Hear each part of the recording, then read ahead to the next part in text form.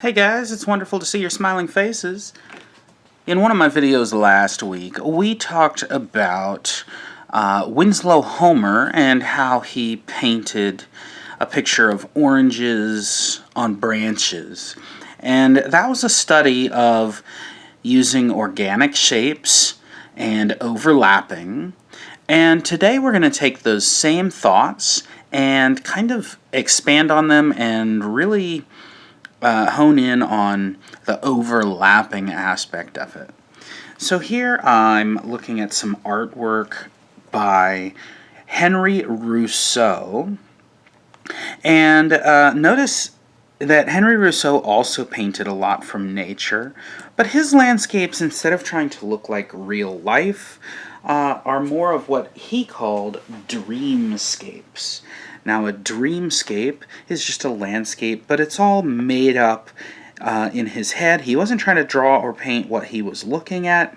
He was just trying to create from his imagination. And what he would do is put together lots of little animals and plants that would normally not belong together in the same environment. Now, Henri Rousseau actually worked at basically a zoo, and he was a self-taught artist. He was not a professional painter. He taught himself how to draw and how to paint. And the owner of the zoo type place that he worked at would let him come in when it was his day off and paint the animals and plants. And he would just put lots of different plants and animals together into these dreamscapes. Notice that his visual style includes lots and lots of overlapping. If we zoom in here, we see that the grass at the bottom covers up part of the, what is that, a jaguar, a cougar? I'm not sure what kind of cat that is, but it's some kind of wild cat. And then behind him, there are more plants overlapping behind that cat. And then there's more trees overlapping behind those plants, and then there's the sky in the very background. He didn't always paint animals. Sometimes he had people in his paintings instead of animals, and sometimes he just left out animals and people completely and just did plants. But again, notice that there are flowers that overlap the people, and then the people overlap the trees, and then the trees overlap some more trees, and then the trees in the background overlap the sky. So there's lots of layers of overlapping. And here's another one where we have a tiger in a storm, and notice that there are some plants that cover up part of the tiger, and then the tiger covers up some other plants, and then those other plants cover up part of the bottom of the tree, and then that tree covers up more trees in the background. So there's lots of layers of overlapping.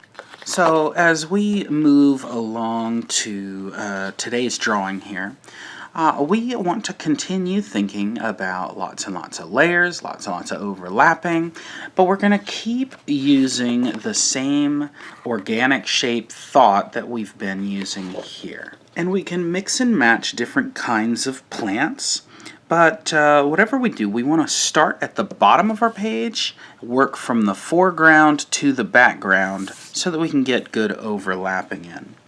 I'm going to start at the bottom by drawing some flowers, maybe some tulips. You know, the tulips are real easy. It's like a U, and then you curve down from one side to the other, and then you curve into the curve, and then you kind of make an upside down U in the middle there.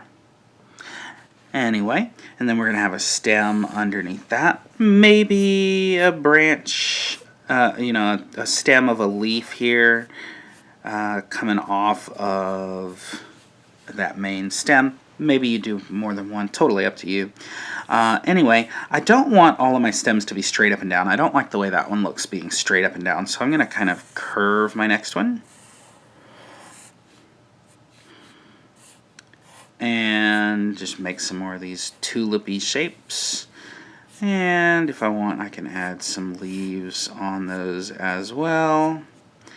I'll be honest, I don't even know if that's what tulip leaves look like. They might look different, I'm not sure. but that's okay. And I want to keep in mind overlapping. I don't want to fill necessarily everything with the tulips. I want to leave some space for other things that are going to be behind. So, notice that I've got some gaps, and I've got a bunch of empty space up at the top. But maybe I'll make a couple more tulips. And I think one more, and then we'll do some overlapping.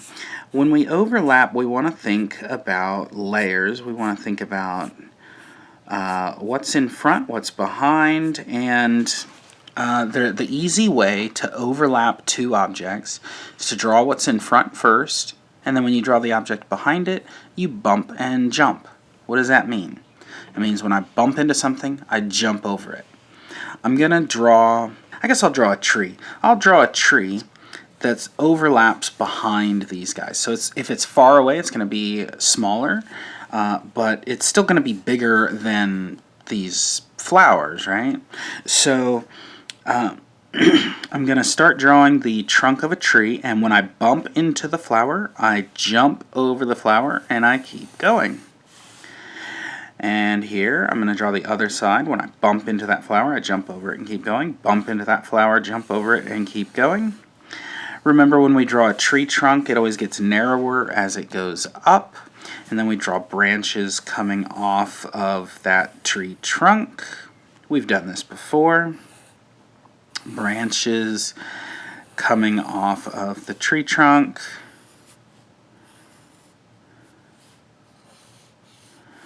And then branches coming off of the branches. And, you keep going like that. Branches off of the branches off of the branches. So this branch is on that branch, which is on the trunk. But this branch also needs branches coming off of it. So let's go lots and lots of branches.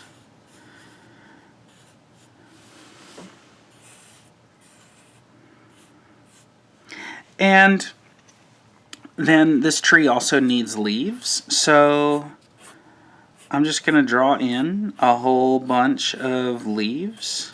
Now, I don't have to draw every single leaf, especially because, remember, we do want to leave room for overlapping. And I don't have to draw all the detail, like the lines in the leaves, because think about how far away this tree is. If it's farther away, you're not going to see as much detail. So I'm just kind of generally just getting some leafy shapes in here. And if they don't look perfect, I am fine with that. I'm not really trying to make it 100%. I'm just trying to make it quick because, when I'm drawing 1,000 leaves, it's going to take a lot of time. So I'm not worried. I'm more worried about getting it done quickly than I am about, making every teeny tiny little leaf exactly perfect. And, there might be one or two branches that are bare, that have no leaves at all. It's totally up to you. Or maybe one or two branches that just have a few leaves instead of a lot. Anyway, notice how that tree overlaps behind these flowers. Now I'm going to do another tree that also overlaps behind. This tree might be leaning over a little. Trees don't always stand up straight. Sometimes they, get blown over by the wind. Sometimes they bend themselves over in order to, reach the sunlight better, things like that. And notice how I've got some branches that are overlapping kind of sideways behind all of these plants. And some branches on this side too. Don't forget to put branches on the branches. I'm making mine kind of thicker than I usually do. I want to kind of thin these out, especially as I get up to the top. I don't want big chunky branches. I want long, pokey branches. Okay. Anyway, then add some leaves again. Now, Henri Rousseau did this where he would repeat shapes over and over and over. And if we go back and we look at Rousseau's artwork, we can see that he would draw hundreds, if not thousands, of individual little leaves. But remember, like I just said, these should not be perfect detailed leaves. Maybe in the foreground we put lots of detail into leaves, but as we move further back, we're just going to be ignoring all the detail. And don't forget this branch down here that's hiding behind the flowers. I'm going to have leaves down here. And that's good for those two trees. Now, for trees that are very, very, very, very, very far away, like the background. Right now we've got foreground, middle ground, and we need a background. Foreground is what's close, that's these flowers. Middle ground is these trees, which are farther away, but not super far. And then the background is what's really, really far away.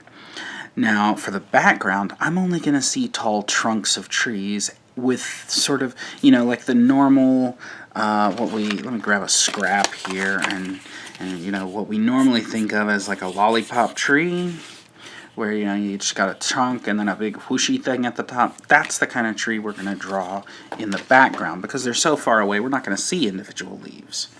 And I'll start over here where we can easily see the overlapping. So I'm going to draw bump and jump. Again, drawing the side of the tree trunk. When I bump into this tree, I jump over it and keep going. And then bushy top. Again, bump into the tree, jump over it, bump and jump. Bump and jump, bump and jump, bump and jump.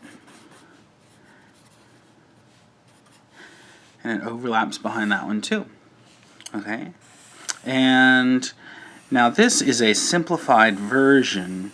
Here I have, for the sake of time, kept this much, much simpler, simpler isn't the right word, just less. I've just done less than Henri Rousseau does. If you look at Henri Rousseau's artwork again, you see that there are hundreds of trees in the background. There are hundreds of leaves in the foreground. There's so much happening in his paintings. So much detail, so much repetition of the same shapes over and over and over again. But if we come back to my picture here, you can see that I am trying to get these trees overlapping in the background. I'm about halfway done with the background. Notice the difference that it makes between this side and this side. It just feels more full, which is what Henri Rousseau did. He didn't have a lot of empty space in his pictures, like this beach landscape here. That, there's a lot of empty space in a landscape like this, but Henri Rousseau didn't do that. Henri Rousseau packed as much stuff into his pictures as he could. So I'm just going to finish up this side with a couple more trees like I did here, and then call it done. And there we go. Now, without any color, it's kind of hard to make out individual different parts. This is where it's super important when you choose to color. You don't have to color. You could just leave it as a line drawing. You could use paint. You could use markers, crayons, colored pencils, whatever you've got at home. But it's important when you color, though, to think about making sure that you don't use the same color for everything, right? So like this flower, whatever, green that I use for the stem and the leaves and things, I don't want the tree trunks to be the same color as the flower, because if I make a brown flower and a brown tree, I'm not going to be able to see. We need some contrast, so I might use yellow for the flower and like a bright lime green, yellow green for the stems, and then a brown for the tree trunk behind it, and that would be such different colors that it would stand out. Anyway, that's all there is to it for today. We're just learning from Henri Rousseau.